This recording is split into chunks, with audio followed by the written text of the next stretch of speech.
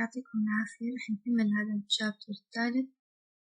رح نبدأ من عند اليورينري تراكت من العينات اللي ناخدها من جهاز التناسل أو جهاز النظر. اليورينري تراكت infections بتنقسم ل upper lower UTI. ال upper UTI infections ممكن تكون في الكدنيز واليوريثريس. lower UTIs بتكون باليورينري بلادر واليوريثرا، بالميز ممكن تكون بالبروستات. في أكتر من التهاب ممكن يصير عندنا infectious disease باليورينري تراكت. أول إشي cystitis والإنفلاميشن بصير باليورينري بلادر، وممكن عندنا هاي البكتيريا هي تكون سبب من أسباب هذا الالتهاب. عندنا أول إشي أول نوع Nephritis هو inflammation بالكبد. ثاني نوع هو inflammation بيكون بالrenal parenchyma بالbasic cellular tissue في الكدني، نسيج غشاء بالكلى. الإيكولاي هي most common السبب كتير أساسي أو معظم بيكون إيكولاي بسبب هاي النوعين من الالتهاب. النفرايتس برضو ممكن يتطور من السيستايتس طريق البكتيريا وينتقل للكدني من الدم.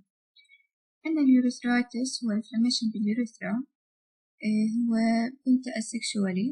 برضو عندنا هدول البكتيريا اللي ممكن ينتقلوا معه أو فانجس. اليوريثرايتس هو ما بتسبب عن طريق المسيرة الولائية، لو كان non-specific urethritis أو مش gonococcal urethritis.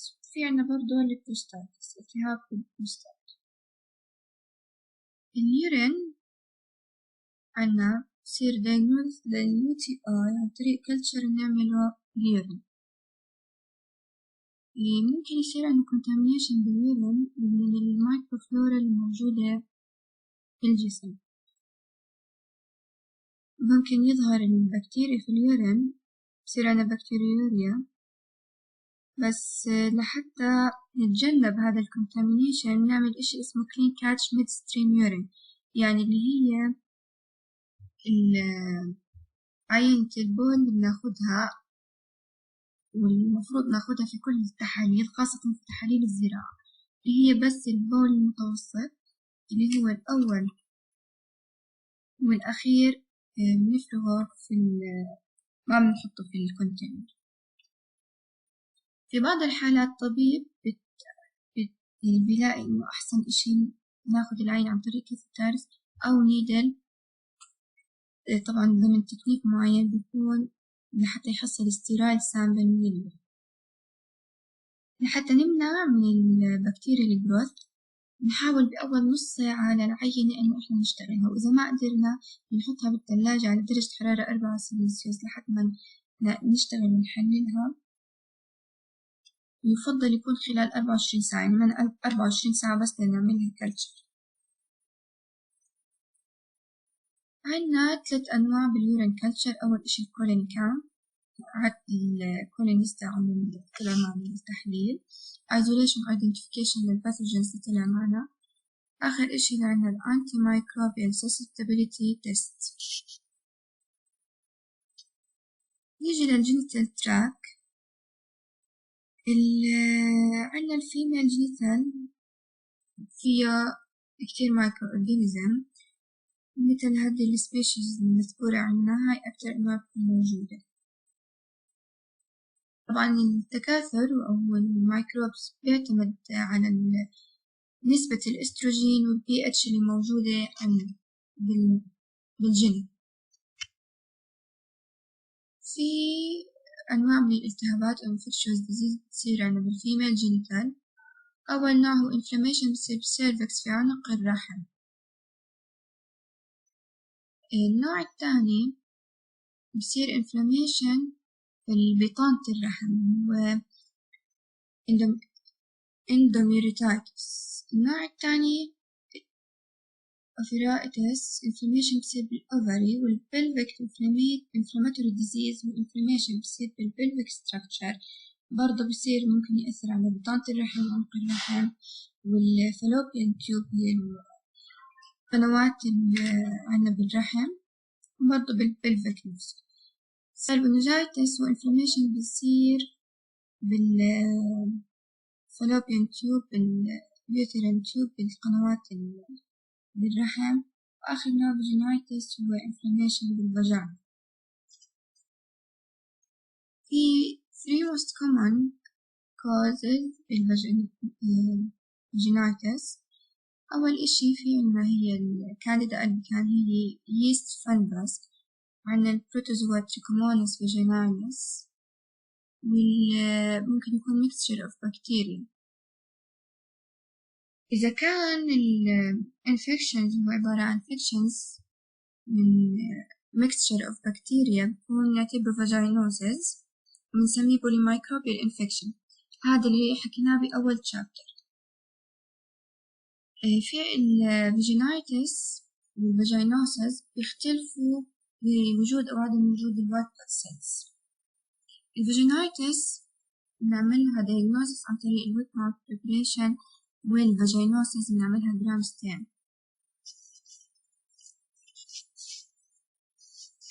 في عنا 3 infectious disease، بس هون هلأ بالميل جينيتال تراك. أول إشي epididymitis، prostatitis، وأركايتس. والأركايتس inflammation بالتستس.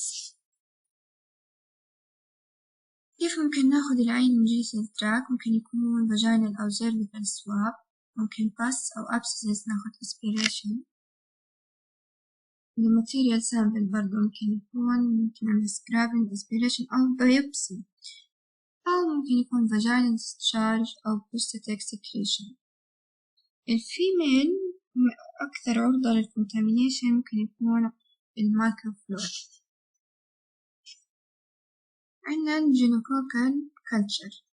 الجينوكوكال ستاند ممكن تكون جينوكوكساي أو جينوكوكال، هي دلالة على مسيرة جلوري. هاي بتعمل عنا urethritis. المسيرة جلوري هي كتير حساسة وكتير قوية، ممكن تعمل تيب أنجيرثيم بسبب أكتر من بكتيريا infections.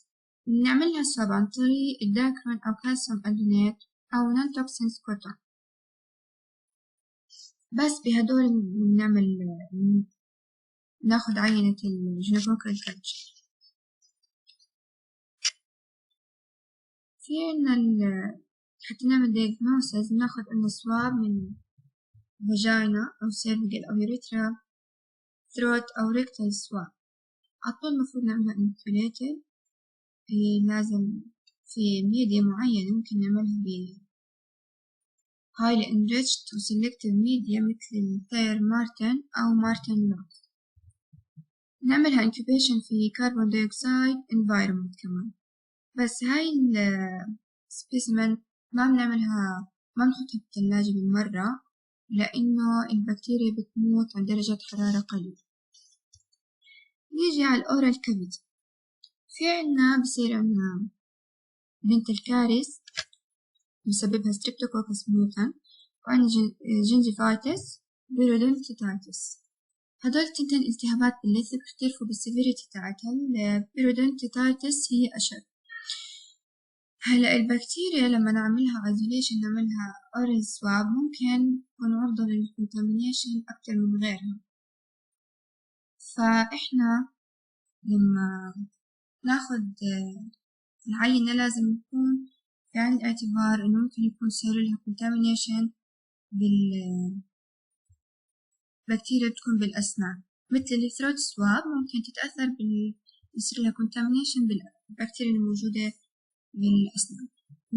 هاي العينات بيفضل أو أكتر إشي نعملها scrubbing أو aspiration تنتقل عن طريق anaerobic transport system. نيجي للجي آي. في عنا أكتر من infectious disease بصير عنا. أول إشي colitis هو inflammation بالقولون باللارج intestine. تاني إشي الدياريا و abnormally يصير semi-solid أو fluid fecal matter اللي هو الإسهال. dysentery هو عبارة عن watery stools، بيكون بيعمل وجع في البطن، بيعمل حمى، بيعمل جفاف. طبعا العينة بتكون من الستول، ممكن يكون الستول فيها blood أو mucus. Nephritis هو inflammation في الانتستين، في الغالب بيكون بالسمول intestine. gastritis والتهاب بالأمعاء بيكون بالmucosal lining في المعدة. gastroenteritis هذا التهاب بيكون تقريبا نقدر نحكي بالجهاز الهضمي أو بالمعدة، بالغشاء المحيط بالمعدة والأمعاء. hepatitis هو التهاب في الكبد نتيجة viral infections، وممكن يكون من toxic agents. العينات تاعت GI كيف ممكن ناخدها عن طريق biopsy أو gastric aspiration أو rectal أو anal swab. يعني بالغالب هي بتكون برضه biopsy أو stool بس. العينة المعتمدة ياخدوها بتكون stool specimen أو fecal specimen. الفيكال سبيسمن نحاول نشتغلها طول لأنه نخاف تقل درجة الحرارة فيها، لأن إذا قلت درجة الحرارة راح تقلل البي اتش معها، ممكن يسبب إنه تقتل الشيجيلا أو سالمونيلا، هي أنواع كتيرة ممكن تكون موجودة ومسببة عنا أمراض.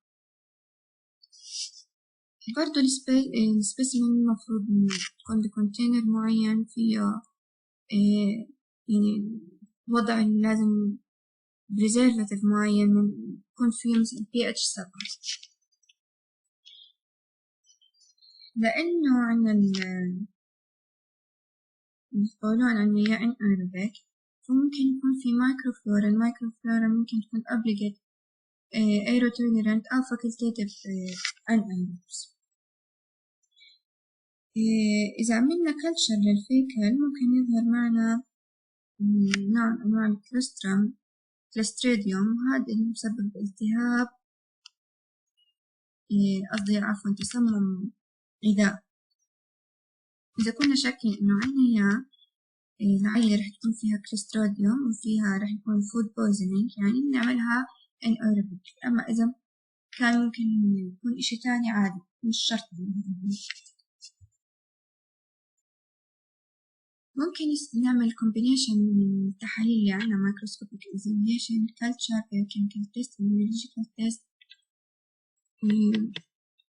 برضو لحتى نحدد إذا نعمل جرام ستين جرام نيجاتيف أو بوزيتيف للبكتيريا. ممكن يظهر معنا هاي الأنواع كلها تاعت البكتيريا أو بروتوزوا. نعمل توكسين أسايز نستخدم أكتر من الفيكال كلتشر لحتى نعمل diagnosis حكينا الستوديوم تسمم الطعام. نيجي للبودي فلويدز، ممكن ناخد عينات من البودي فلويدز الموجودة من جسمنا في الغشاء المحيط يعني البطن أو المعدة، البلورر أو الغشاء المحيط السائل حوالين الصدر، فين الساينوفيال فلويد اللي هو عند المفاصل، والسائل اللي موجود حوالين الجلد. كله السائل ممكن ناخدها الأسبيريت، ممكن لازم تكون أنأيروبيك، ننقلها أنأيروبيك ترانسبورت. البريتونيال والساينوفيال لازم نعملهم انكليد في البلود كلتشر بوتلز، ونعملها أنأيروبيك برضو ترانسبورت لللاب. في عنا بعض الأسباب اللي بتخلينا نرفض العينة، مثل العينة إذا انحطت بالفورمالين. إذا انحطت بالفورمالين أي مايكرو أورجانيزم رح يموت، فبنرفضها.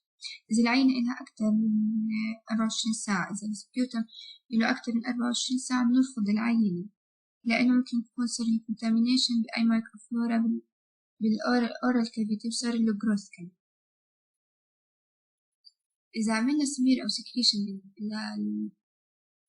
uterine cervix أو vaginal canal أو anus بالجرامستين المخصصة اللي بتحدد النسيريا gonorrhoeae، لأنه ممكن يصير في خربطة بينها وبين مايكروفلورا، نفكر إنه في عنا نسيريا gonorrhoeae. برضو إذا كان سنجل سواب لأكثر من تحليل نرفضها، لأنه ممكن العينة ما تكون كافية لأنه نعمل أكثر من تحليل عليه. إذا كانت العينة مش ستيرايل أو إنه بcontaminated container عادي نقدر نرفضها لأنه أكيد رح تطلع معنا النتيجة. إذا كان فيها تكاثر من البكتيريا صار في جفاف بالكلتشر ممكن نرفضها لأنه كان الكلتشر طالع فيه فنجس يكون فيه contamination فنرفض العينة. أي عينة يصير لها contamination بأي إشي ممكن يكون مثل باريوم أو دايز أو أي chemicals برضو لازم نرفضها. هيك بنكون خلصنا ونعطيكم ألف عافية.